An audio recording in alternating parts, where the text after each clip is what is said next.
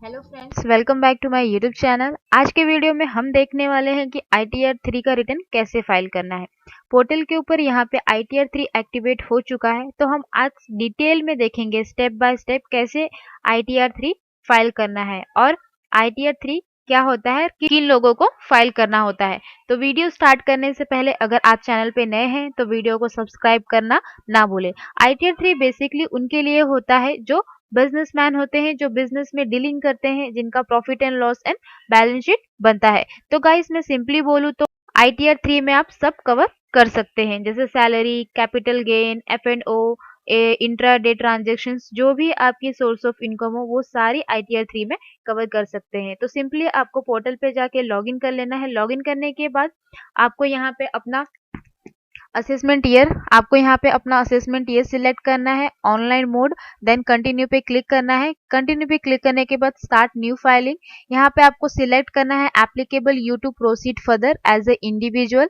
Continue करने के बाद यहाँ पे आपको अपनी ITR सिलेक्ट करनी है, ITR 3। देन यहाँ से आपको लेट्स गेट स्टार्टेड। बेसिकली यहाँ पे उन्होंने पूछा है कि आपको इनकम टैक्स रिटर्न क्यों फाइल करना है। ये चीजें हमने ITR 1, ITR 2 और ITR 4 में कवर की है कि हमें यहाँ पे कौन से चेक बॉक्स में क्लिक करना है। तो बेसिकली मैं tax income more than basic exemption limit है, इसलिए मेरे को इनकम टैक्स रिटर्न फाइल करना है। देन कंटिन्यू पे क्लिक करना है। जैसे मैं कंटिन्यू पे क्लिक करती हूँ, आप यहाँ पे देख सकते हैं आपको ये सारे स्केड्यूल्स दिखेंगे। यहाँ पे journal, income, business, depreciation, deduction, tax and others. Video को शॉर्ट रखते हुए सिर्फ हम नॉर्मल जो हमको एप्लीकेबल है वो स्केड्यूल सिलेक्ट कर लेंगे। जनरल में तो सारे मोस्ट ऑफ पूरे ही स्केड्यूल, ये एक ही स्केड्यूल है, ये तो पर्टिकुलर दूसरों के लिए होता है जिनकी इनकम 50 लाख से ऊपर होती है। तो मैं पार्ट 1 में से जनरल ले लूंगी। देन सेकंड इनकम, अगर आपकी यहाँ पे आपको अपनी सोर्स ऑफ इनकम सिलेक्ट करनी है। अगर आपको सैलरी की इनकम है तो ही करिए, अदरवाइज चेक बॉक्स हटा सकते हैं। देन हाउस प्रॉपर्टी में है तो कर सकते हैं, कैपिटल गेन है तो कर सकते हैं। तो जो भी आपको यहाँ पे एप्लीकेबल है स्केड्यूल वो आप सिलेक्ट कर ले। यहाँ पे है स्पेसिफाइड पर्सन क्लबिंग इनकम है, taxable at a special rate है। देन अगर आप पार्टनरशिप फॉर्म में है तो आपको ये स्केड्यूल सिलेक्ट करना है तो कर सकते हैं। कोई एग्जम्प्ट इनकम होगी तो स्केड्यूल पास थ्रू इनकम है, तो मतलब जो भी आपको एप्लीकेबल है आप वहां से ये स्केड्यूल सिलेक्ट कर सकते हैं। उसके बाद है business.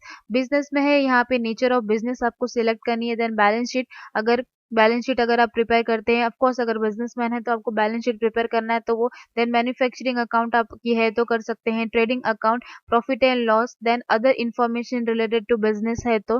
Then schedule the quantitative details में है 44AB है तो वो कर सकते हैं आप। उसके बाद एक्सपेंडिचर ऑन साइंटिफिक रिसर्च है तो कर सकते हैं। मतलब मोस्ट ऑफ जो भी आपको यहाँ पे स्केड्यूल एप्लीकेबल है वो सिलेक्ट कर सकते हैं। देन डेप्रिसिएशन, अगर आपकी फिक्स्ड एसेट है उसके ऊपर आपकी डेप्रिसिएशन हर ईयर जाती है तो आप अपने डेप्रिसिएशन सिलेक्ट कर सकते हैं। देन डिडक्शन, डिडक्शन जैसे कि हमने ITR 1, 2 और 4 में किया था वैसे ही जो भी आपको एप्लीकेबल है डिडक्शन वो आप यहाँ से सिलेक्ट कर सकते हैं। देन उसके बाद टैक्स लाइबिलिटी, जो भी टैक्स लाइबिलिटी है, अगर आपकी TDS TCS है तो आप वो भी सिलेक्ट कर सकते हैं। एंड अदर्स में ये सारे फॉर्म्स है। करंट ईयर लॉसेस, अगर आपको कैरी फॉरवर्ड करना है, प्रॉफिट के साथ एडजस्ट करना है तो आप यहाँ पे सिलेक्ट करें, सिंपली कंटिन्यू पे क्लिक करेंगे। उसके बाद यहाँ पे आपसे एक डिस्क्लेमर मांगेगा कि जो भी आपने स्केड्यूल सिलेक्ट की है वो आप प्रॉपरली भरे, एरर फ्री होनी चाहिए।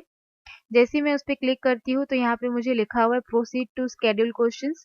यहाँ पे मुझसे वो पूछ रहा है कि आप ओल्ड रिज्यूम से जाना चाहते हैं कि न्यू रिज्यूम, तो मैं ये क्वेश्चन यहाँ पे स्किप कर देती हूँ। देन कंटिन्यू पे आगे जाके गाइज यहाँ पे आप देख सकते हैं कि एक पॉपअप आया था, उसने मुझे वही बोला है कि आप सारे डिटेल्स प्रॉपर भरें और फाइल करने से पहले एक बार क्रॉस चेक कर ले। तो मोस्ट ऑफ जो मैंने बाहर स्केड्यूल सिलेक्ट की थी आप यहाँ पे सामने देख सकते हैं, आपके सामने सारे स्केड्यूल शो हो रहे हैं।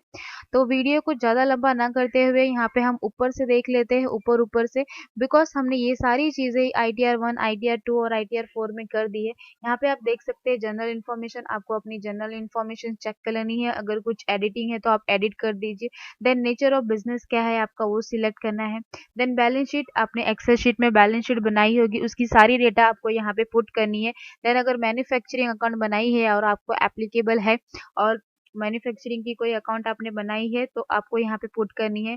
देन ट्रेडिंग अकाउंट की details, then profit and loss में कितना इनकम है, कितना एक्सपेंस किए हैं, नेट टोटल इनकम आपकी कितनी है, then income from other sources अगर कुछ है तो मोस्ट ऑफ ये सारे, देन डेप्रिसिएशन। तो मोस्ट ऑफ जो भी स्केड्यूल्स आपको एप्लीकेबल है सिंपली आप फाइल कर सकते हैं। देन उसके बाद है चैप्टर 6A।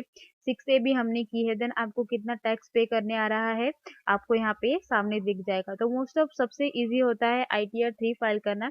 पोर्टल स्टेबल नहीं है, काफी एरर शो हो रहे, ग्लिचेस आ रही हैं। तो हम इसकी प्रॉपर अकाउंटिंग कैसे करते हैं, कैसे profit and loss balance sheet बनाते हैं, इससे रिलेटेड मैं वीडियो आगे जाके पोस्ट करूंगी। जो भी बेसिक कॉन्सेप्ट थी मैंने आपको यहाँ पे बता दी है।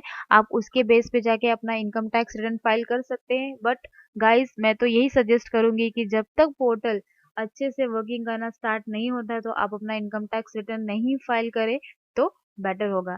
Thank you for watching this video. Stay safe, stay healthy.